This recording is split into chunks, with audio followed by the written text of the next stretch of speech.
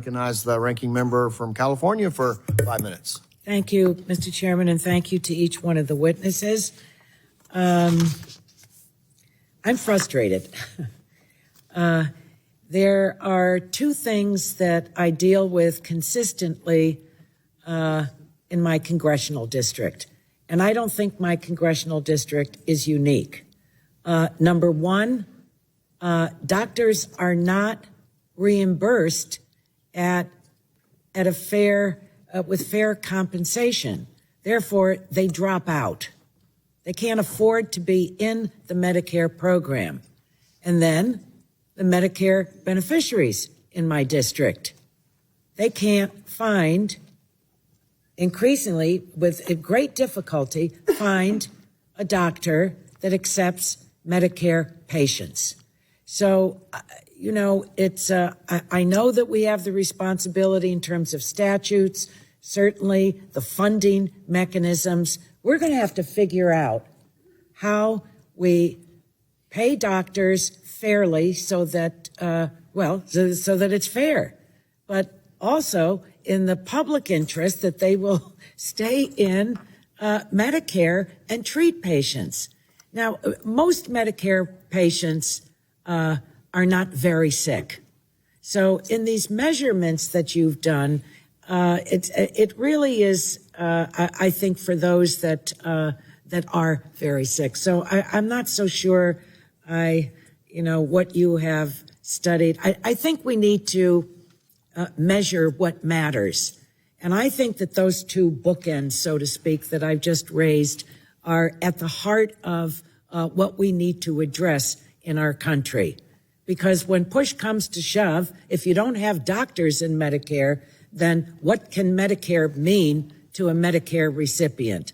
They're not receiving anything. So we've got some serious work to do relative to the dollars in this, where we can save money and where we're going to have to raise money. And both of those areas can be uncomfortable depending on what someone's, the lens that they look through. Now, in the March 23 report earlier this year, MedPAC estimated that Medicare spends 6% more for Medicare Advantage enrollees than it would if those enrollees remained in original Medicare. That translates into, this is now what I'm pursuing is the savings side. $27 billion in overpayments this year alone. So both to Dr. Sheshamani and Mr. Mazzi, what's CMS taking what action is CMS taking to reduce these overpayments? And Mr. Mazzi, how does MedPAC recommend reducing the excess payments to the Medicare Advantage plans? Because we got to look for saving money before we go out to consider where we raise other dollars so that Medicare actually works for Medicare recipients. Yes, thank you for the question. And you're absolutely right. Our analysis shows that on average, Medicare pays more for Medicare Advantage relative to fee-for-service. We have a number of recommendations to improve the value that the program gets when it pays MA plans. I'd highlight two very quickly. One, we would change the quality program in MA so that it's budget neutral, like most fee-for-service quality programs, and also restructure it to get more meaningful quality information for when beneficiaries pick different plans. And number two, we have recommendations to address coding, that on average, MA plans code more intensively in that increases. I didn't hear you, and I'm hanging on every word. I'm sorry. Because we're talking about $27 billion in 1 year alone. Yes, and the second recommendation I would highlight is we would address coding where Medicare Advantage plans code more intensively than fee-for-service, and that increases program spending, and it also increases Part B premiums for beneficiaries, and we have some ideas for how to address that. Doctor, are you paying attention to those recommendations? Yes, and Do you and thank you accept for or your reject them? What's happening? thank you for your question. We share your goals of access to care and affordability and sustainability for the Medicare program, and payment accuracy is an important aspect of that. In our We're recent going to have rate to, announcement, we're trying to, I think both groups have conferences coming up really quick, so we're going to try to take to the 5 minutes. Okay. We'll get the Well, answers. We'll get Absolutely. your answer in writing so you can give me a lot of good information. How's that? Thank you. Thanks. The gentlelady yields back, and the chair recognizes the chairwoman of the full committee for 5 minutes. Thank you, Mr. Chairman. This is an important hearing. It's been 4 years since we've had a provider hearing, so I'm anxious to get to work. CBO recently released a report projecting federal spending on Medicare will almost double over the next 10 years, from $813 billion in fiscal year 2023 to over $1.5 trillion in 2033 alone. Medicare Part B, which includes physician services, outpatient services, and physician-administered drugs, accounted for the largest share of Medicare benefit spending, 48% in 2021. Dr. Sheshamoni, I didn't see any proposals in the president's FY24 budget regarding spending on physicians in Medicare Part B, either to make sure that there's access in rural areas or reduce red tape to make sure that it's easier for physicians in Medicare. Would you speak to whether or not the administration thinks that the status quo is acceptable for seniors right now and 10 years from now? I appreciate you raising this. It is a shared goal for us to ensure access to care for people in Medicare, quality care, and to make sure that the program is sustainable. Congress sets payment policy, and we implement that consistent with the law. And some of the areas that you raised are things that we have taken into consideration in our regulatory authority to do things about. So, for example, rural health, that is a priority for us. I personally, in my prior role, took care of people in a rural area. I also have traveled the country visiting providers in rural areas, and I know how critical it is that we ensure access to care there. And we have implemented the rural emergency hospital. Okay, I'll be looking for the specifics, okay? And we'll have to follow up. The Medicare trustees report from this year discussed how more hip and knee replacements being paid through Medicare Part B instead of Medicare Part A has contributed to Medicare Part A solvency projections being pushed out a few years. Are there other services CMS thinks could safely be done in outpatient setting, and what levers should Congress look at encouraging being performed in the lowest cost setting while maintaining quality and service? Thank you for that question. We share the goal that people should obtain the care they need in the setting that is appropriate for them. And we will continue to analyze data, as you mentioned, and we'll be happy to continue working with you on this. Okay. Thank you. I hear from doctors in my district about how rising inflation and red tape is making it harder and harder for them to stay in independent practice. And this committee heard testimony this spring about consolidation in the healthcare system being one of the driving factors leading to increased healthcare cost. Mr. Massey, my understanding is that hospitals get increases for inflation, but doctors do not. Can you talk about why that is and how Medicare payment systems differ? Thank you for the question. That's correct. There are differences between how Medicare sets and updates payments for physician services and how Medicare sets and updates payments for hospitals. Part of the reason may have to do with the unit of payment is more disaggregated under the physician fee schedule, where, as you know, Medicare will pay for more than 8,000 different items and services under the fee schedule. And in the past, Congress has enacted policies that have tried to address underlying incentives for volume under the fee schedule. Well, would you speak to how often those increases for inflation are calculated for hospitals versus doctors? Yes. So under the inpatient prospective payment system, which updates payments for hospitals, hospitals do receive an inflation update every year. In the past, the commission, in part of monitoring access to Medicare beneficiary access to care, We have tended to find that the updates under the fee schedule have been sufficient to continue access, but this year, as I talked about, was different, and we did recommend that payments under the fee schedule should be updated by a portion of inflation. What are your projections for the next 10 years? Thank you for the question. This is an issue that the commissioners discussed in our October public meeting. This is a very important line of work, and we're going to be continuing it in the coming months. Okay. More questions to come. I've run out of time. Yield back. The chair yields back, and the chair now recognizes the gentleman from New Jersey for 5 minutes for questions. Thank you, Mr. Chairman. Medicare is the main source of health care for our nation's seniors and individuals with disabilities, and I'll continue the fight to protect the Medicare program. I'm extremely disappointed that my Republican colleagues rejected my sole request to include S360 today, which would directly expand access to coverage and lower health care costs for our nation's most vulnerable low-income seniors. The legislation would reauthorize and extend funding of critical outreach and enrollment programs, including the state health insurance program SHIP, which helps our nation's seniors enroll in Medicare and receive assistance for prescription drug coverage that lowers their out-of-pocket costs. Many of these seniors live on fixed incomes and struggle to afford life-saving drugs. So I wanted to ask Dr. Seshamawe, can you briefly discuss the importance of these outreach and enrollment programs, including SHIP, and how they help millions of low-income seniors? Thank you for raising this. Outreach is so important in the Medicare program because ultimately we want to make sure that people are able to navigate the program, choose the option that works best for their health and financial needs so they can take advantage of the benefits that are available.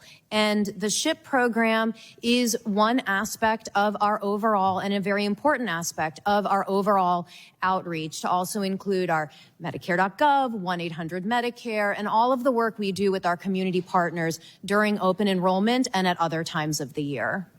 Well, thank you, Doctor. Now, millions of seniors qualify for the Medicare Savings Program, MSP, and the Low-Income Subsidy, LIS program, which directly lowers seniors' out-of-pocket costs. Without these programs, many seniors simply could not afford the care they need. So let me ask you, I understand that these low-income outreach and enrollment activities help seniors enroll in LIS and access assistance to help with their out-of-pocket drug costs. Is that correct? Yes, and thanks to the Inflation Reduction Act, the Low-Income Subsidy Program is expanding starting January 1st, 2024, and that is a priority for us as we are in Medicare open enrollment now to make sure that people know that they should find out if they could be eligible for that assistance. And I also understand that up to 3 million low-income seniors and individuals with disabilities qualify for LIS but are currently not enrolled. Is that correct?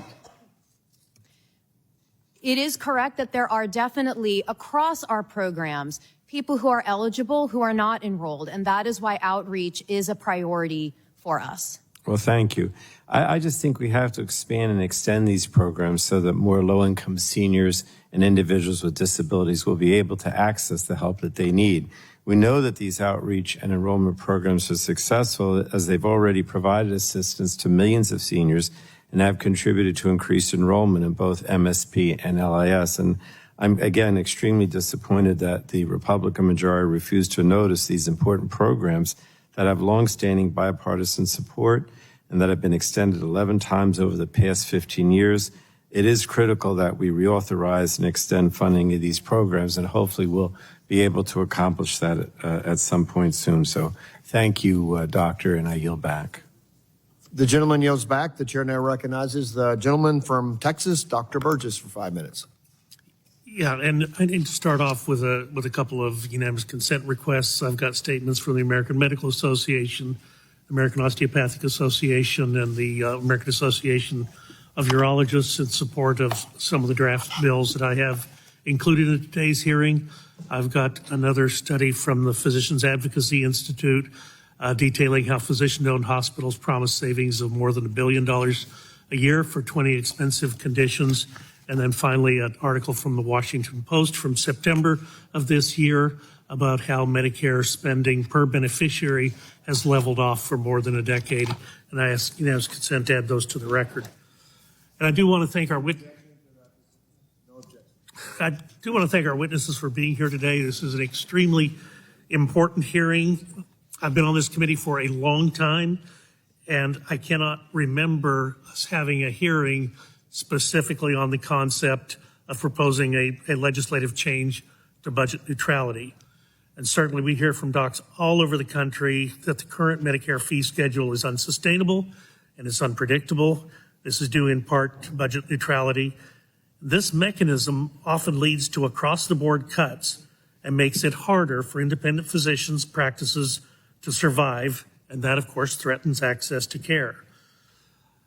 Three of us who are co-chairs of the Doctors Caucus, myself, Dr. Murphy, and Dr. Wenstrup, plan to introduce the Provider Reimbursement Stability Act of 2023. There is a draft of that as part of today's hearing.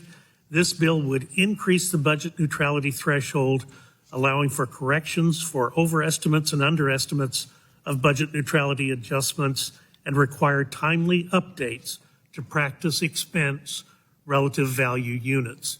We've all seen what's happened to the cost of labor.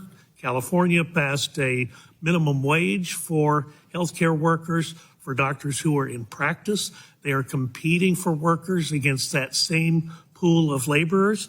And again, the word unsustainable continues to creep into the conversation. I've worked with many people in this room on both sides of the dais, and I hope we can get behind some of these common sense solutions. So, Mr. Massey, thank you for being here today. Let me just ask you a general question. Does MedPAC agree that it's important to use timely and accurate data to determine setting rates for the fee schedule, such as clinical labor and supplies? Thank you for the question. Yes, the Commission would agree that it's very important for Medicare to set payment rates using timely and accurate data on practice expense as well as work. So one of the things that's come up today a lot is MIPS versus APMs. And I would just have people recall, as we were trying to get rid of the sustainable growth rate formula, there was concern that all doctors would be driven into ACOs and HMOs because that would be the easy way to approach the problem. But to allow small practices, 1, 2, 3 group practices, to continue practicing and to participate in a positive practice update, that was the reason for the merit-based incentive program. We've had one hearing in the last 4.5 years on the implementation of MACRA. We didn't have any for 4 years. Fortunately, with this committee's leadership, Chairman Griffith had an oversight hearing on MACRA. One of the things that came up in that hearing with a Harvard witness suggested that it was not possible for small practices to participate in APMs. But Mr. Massey, I seem to get from your testimony that that perhaps is a possibility. Thank you for the question. The Commission agrees it's important to transition providers and give them opportunities to participate in APMs. This is an area that the Commission is working on. We discussed the APM bonus on our October meeting, and we're going to continue working on that in the future to see how it can be restructured. And I think it was suggested by Ms. Gordon that enhancing payments so that meeting the necessary informational infrastructure, so that would be possible.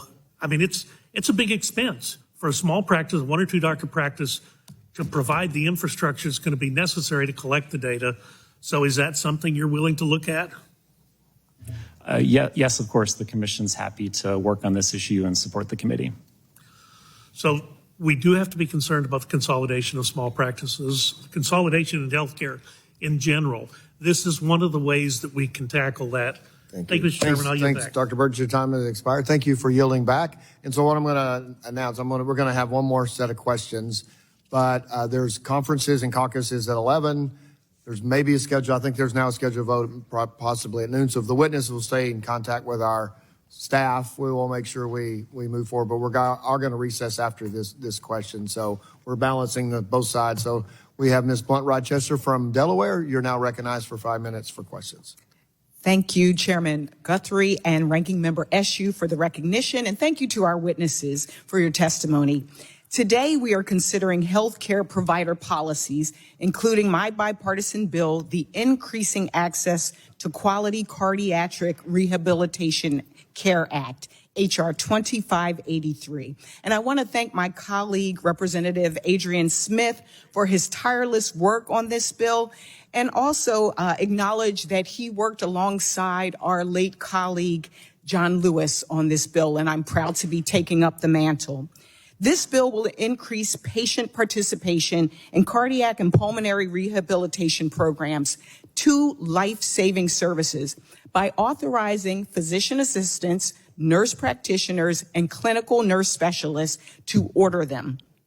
These interventions are proven to reduce mortality rates, hospitalizations, and costs. Unfortunately, they have historically been underutilized due in part to a lack of referrals from physicians and inadequate follow-up after referrals. Congress attempted to address this issue by authorizing certain additional providers to supervise cardiac and pulmonary rehabilitation in the Bipartisan Budget Act of 2018. However, CMS has indicated that while this policy change is an important step forward, they, quote, do not anticipate any significant increase in utilization of cardiac and pulmonary rehabilitation services and subsequent impact to the Medicare program. Dr. Shashamani, we all know that these programs reduce mortality rates and hospitalizations and costs, but can you describe why participation remains low in these programs despite the potential benefits? I appreciate you raising this. We agree that cardiac and pulmonary rehabilitation are important and beneficial for Medicare beneficiaries. We looked at literature and studies on utilization rates for the impact analysis of the proposed changes that would implement what you referred to with the Bipartisan Budget Act of 2018 to allow PAs, NPs, and others to supervise these programs. And we will continue to monitor utilization of these programs after implementation of this new requirement and can continue to work with you on this issue. Can you just describe how CMS concluded that allowing these groups to supervise these programs without the authority to put in orders may not increase participation? And what other potential solutions may increase access and utilization of cardiac and pulmonary rehab? We used the literature and studies that were available on the utilization rates, and this points to the need to continue to examine the utilization when these changes are made, and we would be happy to continue working with you on this as we agree that cardiac and pulmonary rehabilitation is an important service for Medicare beneficiaries to have access to. Yeah, I think what's important here is they need the authority as well. And so I want to switch to primary care for the minute and 30 seconds that I have left. Delaware, like other places, are experiencing a shortage in primary care providers, and that's why I'm one of the primary sponsors of the bipartisan effort to reauthorize the Community Health Center program, and why I serve as one of the co-chairs of the Primary Care Caucus. And Delaware, we've seen that while primary care physicians are accepting new patients, for Medicare and Medicaid, it's much lower, and this is a big concern. So, Dr. Macy, in your testimony, you described certain financial pressures healthcare providers face, including primary care providers, that may influence their decision to see Medicare patients. Can you please highlight a few of those? Yes, thank you for your question.